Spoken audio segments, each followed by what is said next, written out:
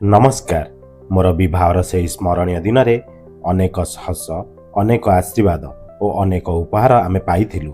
प्रत्येक उपहार थिला स्नेह, किंतु सेमानक मध्यरु सामाजिक संगठन बंधु आम स्वामी स्त्री को जो उपहार देइथिले सेटा आम हृदय को सबुठारु अधिक छुईगला।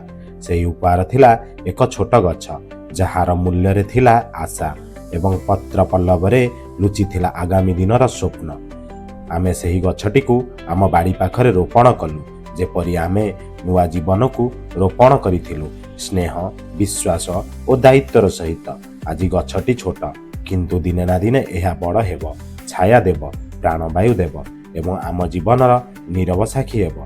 नुआ जीवनर आरंभ सहित यही गछ को मध्य आमे आम जीवनर एक अभिन्न अंश भाव ग्रहण कलु। यह केवल गछ नुहे, यह होछि प्रेमर चिन्ह, दायित्वर प्रतीक एवं आम भविष्य प्रति एक सुंदर प्रतिज्ञा। आमको यही अमूल्य उपहार देइथिबा बंधु परिवार को अंतरु आमे धन्यवाद जणाउछु।